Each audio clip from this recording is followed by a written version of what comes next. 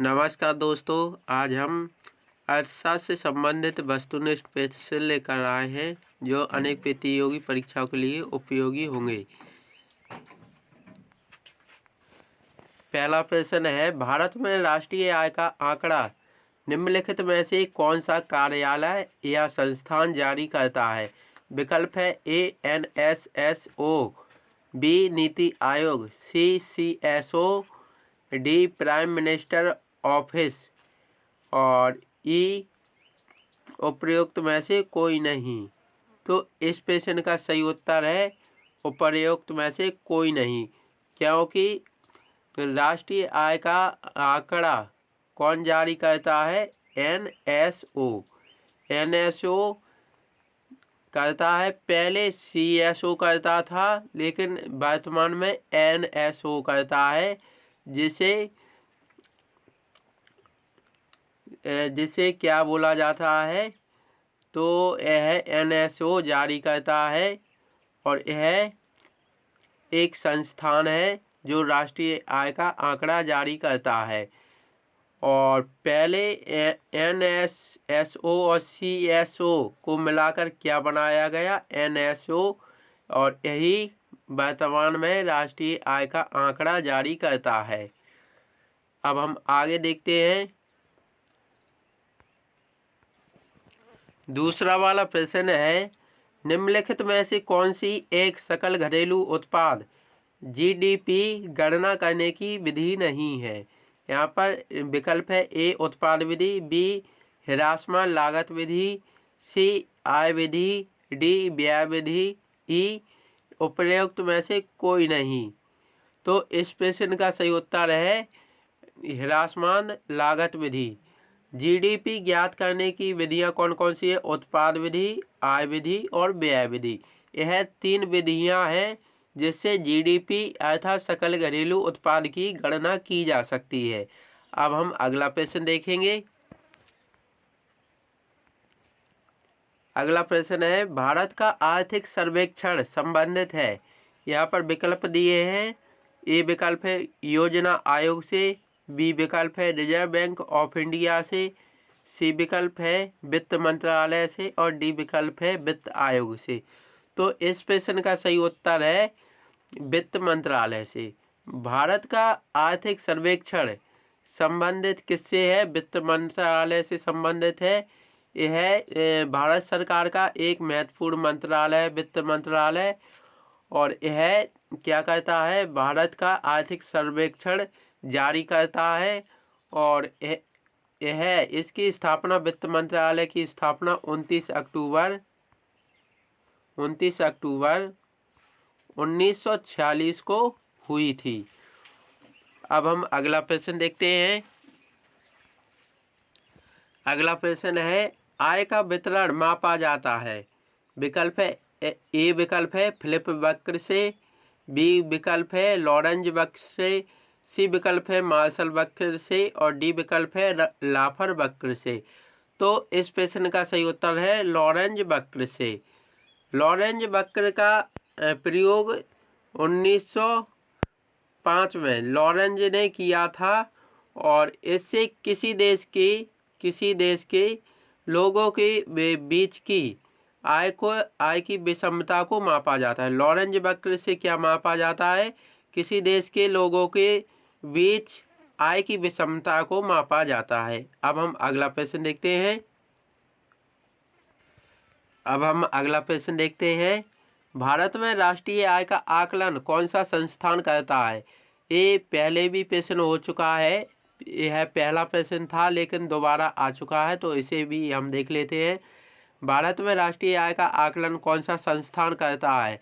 इसके विकल्प है ए RBI अर्थात रिजर्व बैंक ऑफ इंडिया, विकल्प बी है CSO अर्थात केंद्रीय सांख्यिकी कार्यालय, और सी विकल्प है NSSO अर्थात राष्ट्रीय प्रतिरक्षण सर्वेक्षण संगठन, और डी विकल्प है ISI भारतीय सांख्यिकी संस्थान। तो इस प्रश्न का सही उत्तर है सी। इस प्रश्न का सही उत्तर है इस प्रश्न के अनुसार उत्तर तो है CSO लेकिन पूछा जाए कि वर्तमान में कौन करता है, तो वर्तमान में NSO करता है। लेकिन पहले कौन सा करता था, तो CSO करता था। अब हम और वर्तमान में कौन सा संस्थान करता है, तो NSO करता है, क्योंकि CSO और NSSO को मिलाकर क्या बनाया गया, NSO बनाया गया। अब हम अगला प्रश्न देखते हैं। अगला प्रश्न क्या है?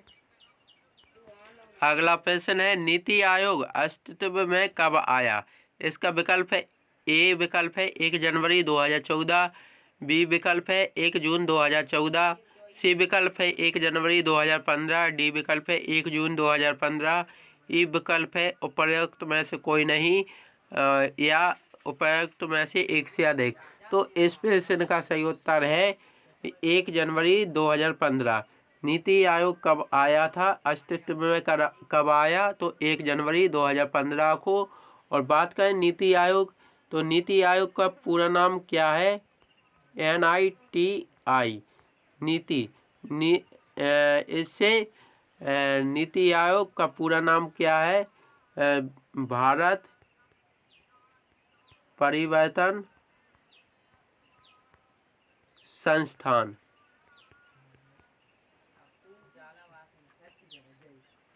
भारत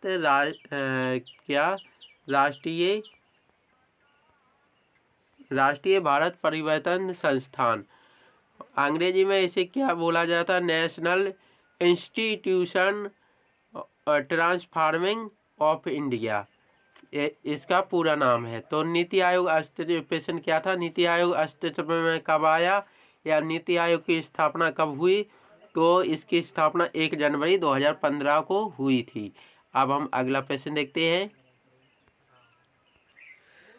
अगला प्रश्न है, नीति आयोग में नीति का तात्पर्य है। विकल्प है, ए विकल्प है national institution for transforming India, B विकल्प है national institute of transforming India, C विकल्प है national initiative for transforming India, D विकल्प है national institution for translating India. तो इस प्रश्न का सही उत्तर है national institution for transforming India. और इसे हिंदी में क्या बोला जाता है, राष्ट्रीय भारत परिवर्तन संस्थान। कहीं कहीं यह भी बोला जाता है राष्ट्रीय भारतीय परिवर्तन संस्थान भी बोला जाता है, अनेक पुस्तकों में मिलता है। और बात करें इसकी स्थापना की, तो यह इसकी स्थापना, नीति आयोग की स्थापना 1 जनवरी 2015 को हुई थी। और अगर बात करें तो इसके अध्यक्ष कौन होते हैं, नीति आयोग के अध्यक्ष? नीति आयोग के अध्यक्ष होते हैं भारत के प्रधानमंत्री। और इसके एक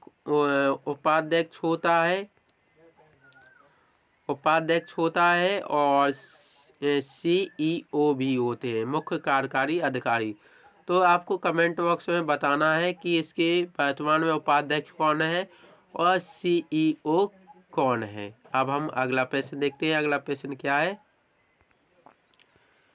अगला प्रश्न है, किसी देश की आर्थिक समृद्धि का सबसे उपयुक्त मापदंड है, क्या है? विकल्प ए सकल घरेलू उत्पाद, बी विकल्प है निवल घरेलू उत्पाद, सी विकल्प है निवल राष्ट्रीय उत्पाद, डी विकल्प है प्रति व्यक्ति वास्तविक आय। तो इस प्रश्न का सही उत्तर क्या है? प्रति व्यक्ति वास्तविक आय। किसी देश की आर्थिक समृद्धि या आर्थिक वृद्धि का पता करना है तो उसका मापदंड कौन सा है? प्रति व्यक्ति आय। तो प्रति व्यक्ति आय ज्ञात कैसे करते हैं? प्रति व्यक्ति आय बराबर क्या होता है? देश की जनसंख्या,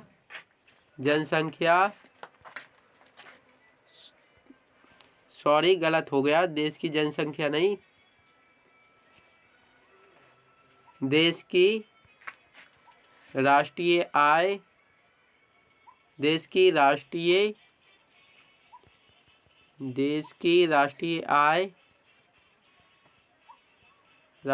आय बटे देश की कुल जनसंख्या। तो प्रति व्यक्ति आय ज्ञात करने का सूत्र क्या है? देश की राष्ट्रीय आय बटे देश की कुल जनसंख्या। और प्रश्न क्या था? किसी देश की आर्थिक समृद्धि का सबसे उपयुक्त मापदंड है तो क्या है? प्रति व्यक्ति वास्तविक आय, जिसे अंग्रेजी में पर कैपिटा रियल इनकम भी बोला जाता है। अब हम अगला प्रश्न देखते हैं। अगला प्रश्न है, भारतवर्ष की राष्ट्रीय आय का अनुमान निम्नलिखित में से सर्वप्रथम किसने लगाया था? विकल्प है, ए विकल्प है के.एन. राज, बी विकल्प है बी.के.आर.बी. राव, सी विकल्प है दादा भाई नौरोजी, डी विकल्प है पी.सी. महालनोबिस। तो इस प्रश्न का सही उत्तर है दादा भाई नौरोजी। दादा भाई नौरोजी ने सबसे पहले राष्ट्रीय आय का अनुमान लगाया था। उन्होंने राष्ट्रीय आय कितनी बताई थी? प्रति व्यक्ति आय 20 रुपया बताया था। और उन्होंने कब लगाया था? सन 1868 में। इनकी पुस्तक थी poverty in un-British rule of India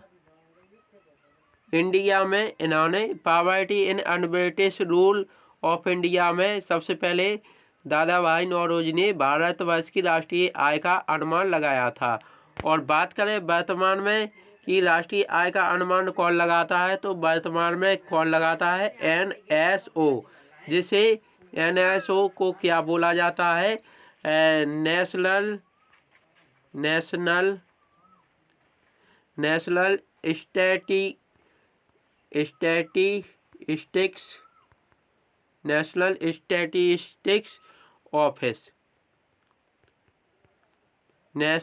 statistics office, जिसे हिंदी में क्या बोला जाता है? राष्ट्रीय सांख्यिकी कार्यालय। राष्ट्रीय आय का अनुमान लगाता है और अंग्रेजी में इसे NSO बोला जाता है। अब हम अगला प्रश्न देखते हैं। अगला प्रश्न है, निम्नलिखित में से भारत की राष्ट्रीय आय का सबसे मुख्य स्रोत है? विकल्प है ए सेवा क्षेत्र, बी कृषि क्षेत्र, सी उद्योग क्षेत्र, डी व्यापार क्षेत्र।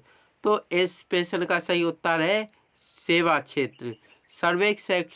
सर्विस सेक्टर अर्थात सेवा क्षेत्र राष्ट्रीय आय का सबसे मुख्य स्रोत है। और बात करें राष्ट्रीय आय की गणना कौन करता है या राष्ट्रीय आय का अनुमान कौन लगाता है, तो NSO लगाता है। NSO, जिसे नेशनल स्टैटिस्टिक्स ऑफिस बोला, इसका फुल फॉर्म है, और जिसे हिंदी में राष्ट्रीय सांख्यिकी कार्यालय बोला जाता है। अब हम अगला प्रश्न देखते हैं।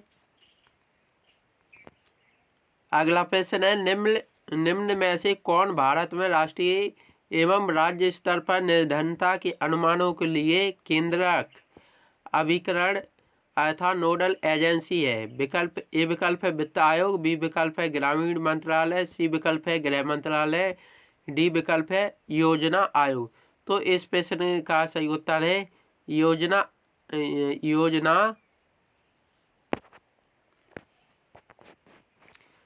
इस प्रश्न का सही उत्तर क्या है?